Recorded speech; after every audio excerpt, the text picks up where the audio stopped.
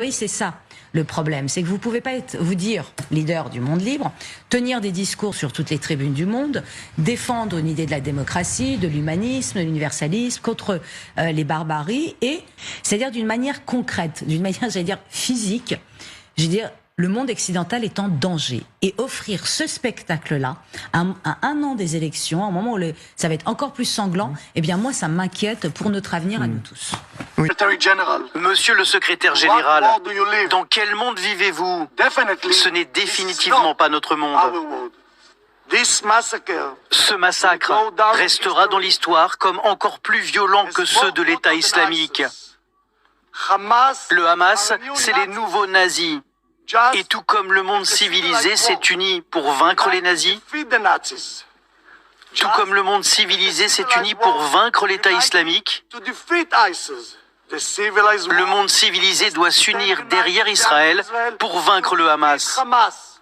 Pour la première fois de toute son histoire, Israël réussit, dans des tristes circonstances, à faire l'unanimité pour lui. C'est un État qui, pour la première fois, a une légitimité qui est quasiment maintenant reconnue par tous.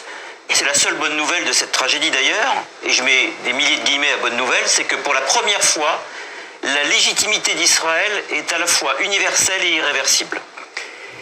Ce ne sont pas des exactions militaires qui ont eu lieu, c'est pas un État contre un autre, c'est même pas l'État palestinien contre l'État d'Israël. Ce sont des terroristes. La muerte de estos chicos trasciende, va más allá de la defensa de Israel. Defensa válida, legítima, heroica de Israel. Es la defensa ya de lo civilizado, de Occidente, de muchos siglos de civilización. Eso estamos defendiendo aquí.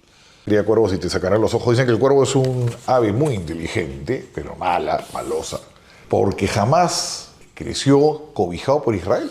Aunque ustedes no lo crean, en 1979 Israel empezó a favorecer la aparición de Hamas para hacerle la competencia a la OLP.